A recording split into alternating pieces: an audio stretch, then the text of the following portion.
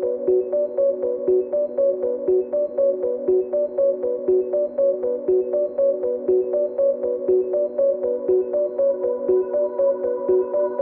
right, guys, welcome back to Mystifying Miracles. I'm Kristen, and I search out true stories every week that always involve at least one miracle. So if that sounds like something up your alley, listen along and we are going to dive right in. The story today involves a couple named Jessica and Darren. They had been together for quite a few years, but they ended up breaking up, and it was a clean break, no drama, not messy, but that was the best thing for them. Even both sets of their parents never wanted them to be together in the first place, so this wasn't a bad thing. Well, one day, Darren called Jessica up. He said he really needed her help. Now, to understand a little background, Darren, his whole life, he never thought salvation was possible.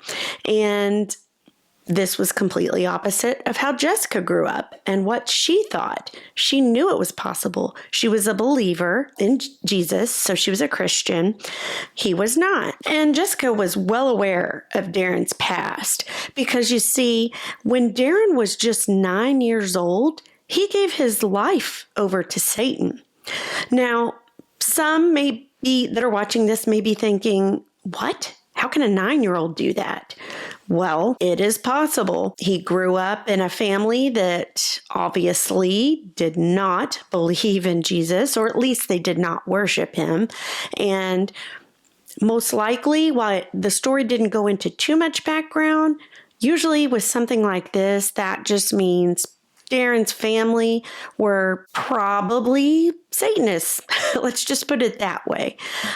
So yeah, she was aware, and she even said many times that Darren's childhood was something that you would see straight out of a horror film. It wasn't something that took place in rural Oklahoma, which is where they lived. So anyways, Darren was asking for her help because he wanted to escape that life. He no longer wanted to live how he had lived his whole life. Well, this put Jessica kind of in a predicament because this felt beyond what she could do. And she really didn't want to be quite honest. So she took it to God. In a prayer time, she asked God, what do I do? And she got an answer back. The answer was pretty short and sweet. And it was basically what she heard from God was, being made strong for a reason. And that was it. And she was left kind of like, huh?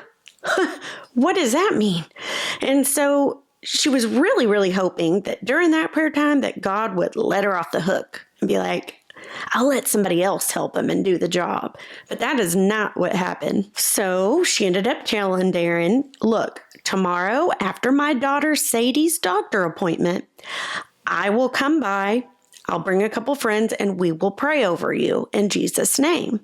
And Darren, he sounded hopeful. He was like, great. They hung up, and shortly thereafter, Darren calls Jessica back. And he says, Jessica, don't drive tomorrow.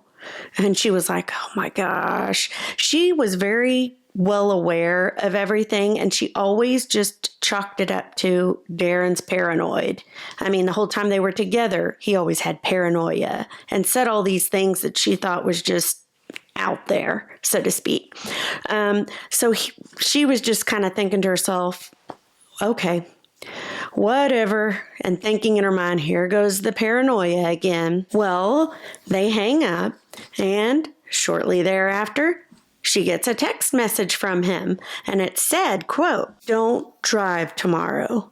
I'm afraid something is going to kill you and Sadie in a car accident. And again, she's thinking, she doesn't even reply back to the text because she's like, I'm not going to entertain the paranoia.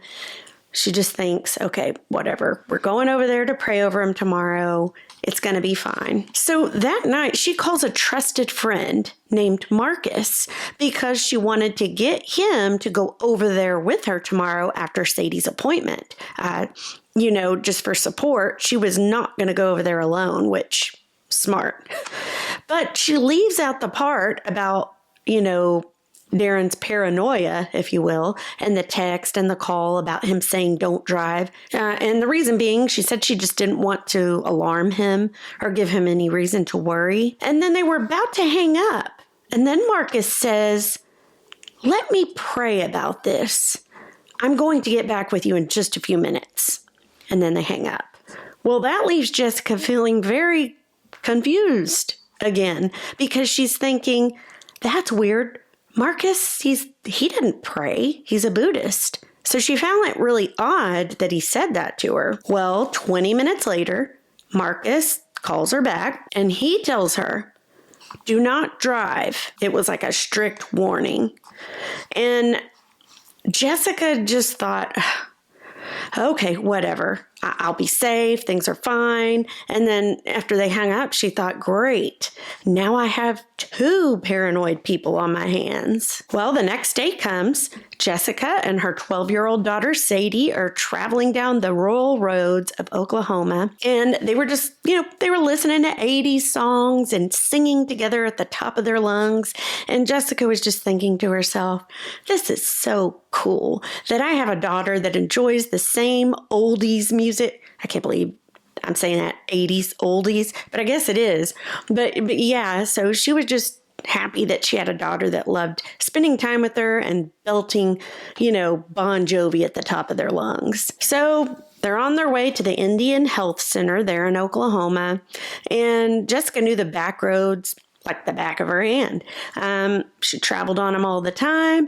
The speed limit was about 75 miles per hour, but Jessica was going a little bit above that. And she thought, no biggie. I know these roads. Well, this day happened to take place in January in Oklahoma, and it was cold, cloudy, and as they were driving, an icy thin mist began to fall. It was hovering at about 32 degrees Fahrenheit, so just a scotch too warm for it to stick and stay, so it would just kind of melt on impact. Well, they were coming upon a familiar curve in the road, and Jessica, she must have just turned just a slight too sharp because as she's turning, she starts veering into the other lane, and she thinks, oh my gosh, please let nobody else be coming. And there wasn't. Thank goodness. There was no one else coming, so she was able to veer right back into her own lane as they're going around the curve. Well, as she's doing that, trying to get back all the way into her lane,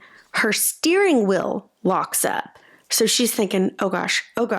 So she starts tapping the brake, but nothing. The brakes aren't working. What in the world? And as all this is happening, she goes over a black sheet of ice, which it looks like road. You can't see it. So she didn't know it was there. So her car begins to slide towards a steep drop-off, and she's not able to turn. She's not able to brake, like I said. And the last thing she remembers, as they're going towards that steep drop-off, she looks over at Sadie quickly, and Sadie looks at her, and their mouths are just kind of like, with nothing coming out because it's happening so fast. Well, as they get closer and closer to that steep drop-off, Jessica just screams out, hold on, and the vehicle goes over the edge and starts to plunge. And it was then that 12-year-old Sadie screamed out, Jesus, please save us. And in an instant, they both say it was almost as if time slowed down. And Jessica says it almost as well as like they were on another planet. And she said that bright white just filled the front of their vehicle. And, it's like slowing, so it's not like they're dropping off real fast. And she said the presence of God was overwhelmingly strong. And even though they were going over the edge, that bright light was there, the slowing of time, she said the peace came over both of them. I mean, you think you'd be terrified, and then they were at the start. But then that bright white light came, the time slowed, and then the peace came over them. And then they say that the car was in mid-air when they saw a man in light clothing, and he was holding his arms outstretched kind of towards them. And they both say that those two arms were hugging them, like enveloping them, almost as if those arms were going to protect them for what was about to happen next. Well, the car does fall, and on impact, branches start coming through Jessica's driver window and hitting her in the face. And they're going down pretty vertical. And down at the bottom is a steep ravine with a tree. The car actually hits the tree, and the trunk of the tree goes through the floorboard of their vehicle. And then, of course, they land at the bottom of the ravine when the car comes to a halt. The airbags deploy, and they happen to pin Jessica in her seat, so she's not able to move. And then that is when her daughter, Sadie, let out a piercing scream, because you see, Sadie's left knee was pointing left, but the rest of her leg was pointing right. Ugh, that sounds just incredibly painful. I'm sure it was. Sadie and Jessica remember looking at Sadie's leg, and it was so distorted and grotesque looking because it's going every which way. And Sadie's largest bone, the femur bone, your thigh bone, hers had snapped in half. So immediately Jessica starts panicking because she thinks, oh gosh, she is worried that an artery might have been severed. And if so, Sadie's not going to be around much longer. So she told Sadie to be still. Don't move a muscle. I know it hurts. Be still. Because Jessica was going to try to get out of the car and go for help. But you see, the car itself had been crushed, almost like an aluminum soda can. You know, when as a kid you'd step on them on the bottom of your shoes? It had just been like almost like an accordion crushed in. And due to that, the doors were useless. You obviously can't just pop them open and get out. So Jessica's looking towards the back, and she knows immediately she's going to have to get out of the vehicle through the back window somehow. So she starts her crawling as best she can through all the wreckage to get to the back. And when she happens to look down, she can't move her right leg very well. And when she looked down, her right foot was just dangling, like where the ankle is. So it was completely broken, and it was only being held on by skin itself. That's how badly broken it was. So Jessica had to use her arm strength the best she could to crawl out all the way to the back and out the window. Then she begins to crawl back up the steep ravine. And I just imagining how hard that must have been with your ankle that way. But she was doing it. She had to get help for her daughter, and fast. And then as she's crawling up the steep ravine, she begins to hear leaves crunching. And she thinks, that's weird.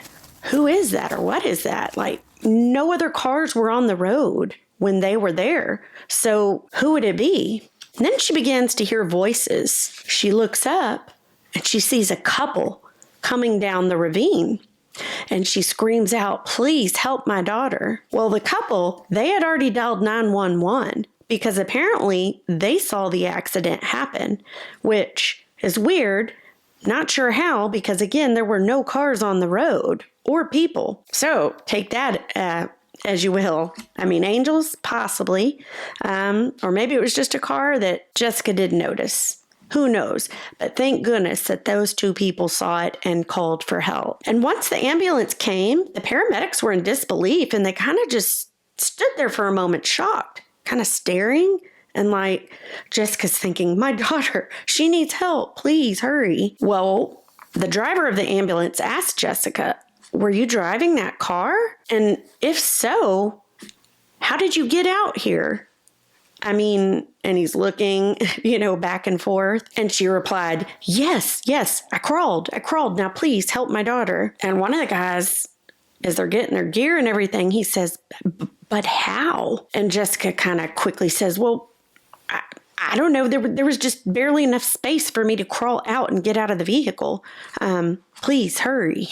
And, as they're hurrying towards the vehicle, one of the medics kind of snapped out of his stunned state. And he said, it's just that we've seen so many vehicles, accidents over the years, ones that have been crushed like a can, like this one, even ones that are far less worse than this. and nobody ever makes it.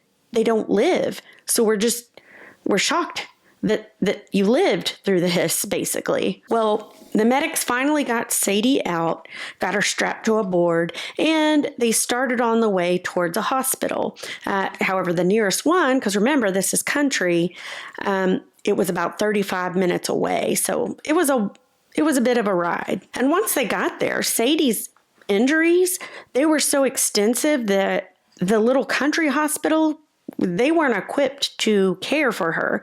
So the ambulance would have to take her to another hospital, and they were going to take her to the big children's hospital that would just be able to attend to her injuries better. Before she left the county little, country hospital, the nurses warned Sadie, do not fall asleep, because they were worried that she might go into a coma, and they didn't want that.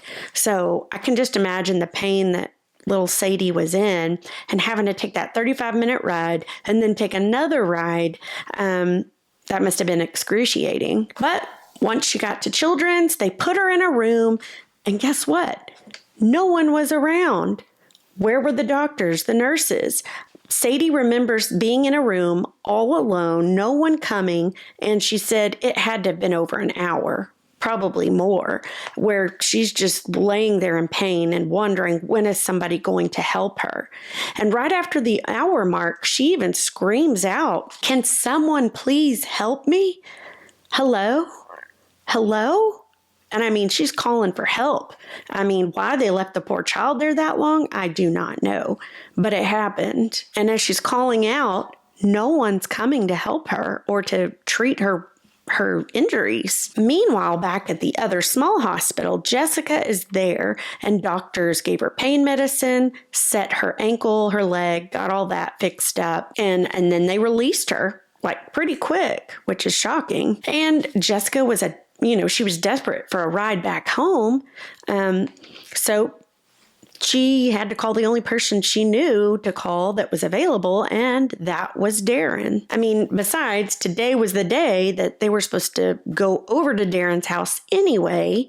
Of course, that wasn't, going to happen now. So Darren picked her up, and, they're on the way back home, and Jessica ends up praying over him, praying for deliverance, and they prayed together. And it said that the two of them stayed up all night in prayer, praying, for deliverance for Darren, that he would be free from all that evil from his past. And as the sun rose that next morning, tears began to fall down Darren's face. He had finally found peace. And he had finally been set free, and he became a believer. Now, back where Sadie is at Children's Hospital, she's still in the room all alone, and she says a man wearing khaki pants and a polka dot blue collared shirt entered her room. And she's laying on the table in pain, and he comes over to her and begins to comfort her. She said he had a neatly trimmed red beard and hair that was combed and nice. And he told Sadie, "You're going to be all right." And she said she remembers his hands. They were huge. And when she tossed, he held her hand, the touch of his skin was so incredibly soft. And he told her that he was there to protect her. And Sadie says she just felt safe. So safe. And he stayed with her for the whole time until all of a sudden, a little bit later on, voices could be heard coming down the hall closer to Sadie's room. And that's when the man told Sadie, "I have to go now." And she says, "No, please don't leave me." And he says, "I want to take you, but God says I can't. You have a purpose on earth." And Sadie kind of said, okay. She understood, and she felt peace about it. So he walks out the door moments before a doctor and a nurse enter, and they came in to set her leg and treat it and do all that. And Sadie asked them, "Where did that man go?" And they kind of looked at her like, there is no man. And she says, yeah, he had red hair, red beard. He just walked out right before you came in. And I mean, she was insistent. Remember, this is a 12-year-old girl that knows what she saw, knows what she experienced. And she's adamant. She's like, no. And they just, the doctor and nurse kind of look at each other and they're reassuring Sadie that you're going to be fine. There's no man. No one came out of that door before we came in. And, finally, Sadie's just like, they're she's probably thinking they don't believe me. Well, back to Darren and Jessica. The very next day, Darren takes Jessica to Children's, where Sadie is. And Jessica saw that Sadie's leg had been patched up and fixed, and they actually did surgery and placed a metal rod inside of her leg. And the doctor told Jessica that she's going to be in here for at least a month because she's going to have to relearn to walk again. And he also told Jessica, man, it's a blessing because Sadie was 1 millimeter away from death. I mean, so it must have been, I assume that I take that as it was that close to maybe cutting into the artery, which she would have bled out. Now, while Jessica was at Children's visiting with her daughter and getting all the info from the doctors, her pain level, Jessica's, began to increase and get worse and worse. And I mean, it was unbearable. So she went over to the university hospital that was nearby Children's and checked herself in because of it. And once there, the staff assessed her, and it said the staff themselves at the university hospital were shocked that the other hospital even let Jessica go. Why did they release you, they said. And apparently, Jessica needed surgery stat. So they had her on the table for surgery in less than 30 minutes. And after the surgery, when Jessica awoke, it turns out her ankle couldn't be saved because it was that shattered to bits. So the doctors told her she would need a second surgery in order to reconstruct the ankle. And they told her, look, you're never going to run, jump, or leap again because of this injury. But Jessica still had hope that she would at least walk again. I mean, it would be slow going, and she would be happy if she could at least walk again with a cane. She'd be fine with that. But Jessica's injury worsened more and more. And the doctor told her that she was also 1 millimeter away from dying. There wasn't details involved with that. It was just told to her in the story here. So it might have been something similar to where an artery might have been almost severed. I'm not sure, but I found that interesting that at 2 separate hospitals, different doctors both told mother and daughter that they were 1 millimeter away from death. Mom had 6 weeks of recovery, and it was brutal. Very painful. And after the fact, it said Jessica found out that Darren had told Jessica's parents they didn't need to take care of her because he would do so, and that he had already talked it over with Jessica and all that, which was a lie. That didn't happen, but he lied to Jessica's parents so that he could take care of her. She did end up having the second surgery not too long thereafter, and she said that it was the most painful thing, way more painful than childbirth. She said it was so severe, the pain, that there was like so many times that she would just have to vomit because it hurt so bad. And she would just constantly pray, please, God, take it away. Just give me some relief. And she said there was one point where Jesus would talk to her, like in her prayer time. And he told her, imagine your whole body feeling this pain and not just your ankle or your leg. And then he told her, now imagine that it will never improve. But instead of improving, you just die. And immediately, Jessica knew the connection. She understood what it must have been like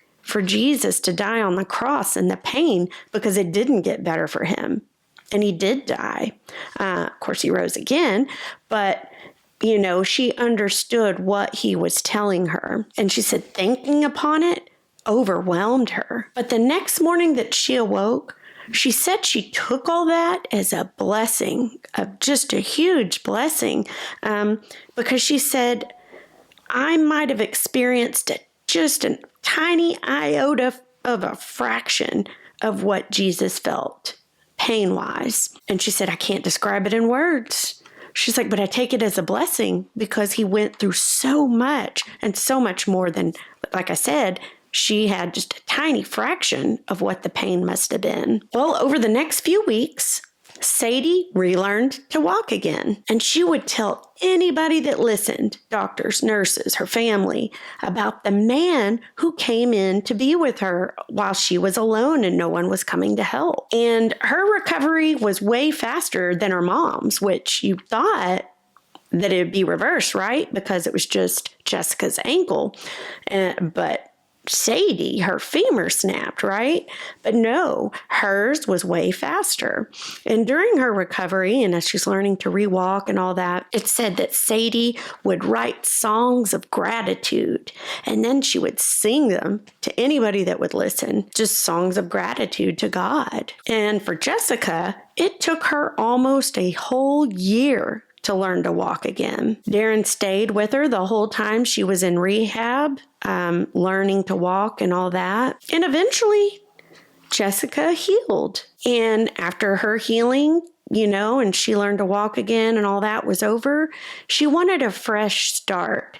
So her and Sadie, they moved away from Oklahoma. And less than 4 weeks after her and Sadie moved out of Oklahoma, Darren died, and it said he had a lot of health issues of his own, and he just never let on about their severity. He didn't tell people, and he didn't tell Jessica. He kind of kept it to himself, whatever those, whatever that was. It didn't go into specifics in the story, but apparently it was pretty bad, whatever he was going through while Jessica was recovering. And his death, it was sudden, and it was unexpected. Mom and daughter, though, they got closer a little bit more every day. And Jessica, she did walk without assistance. She did learn that, and she didn't need a cane. She didn't need any devices.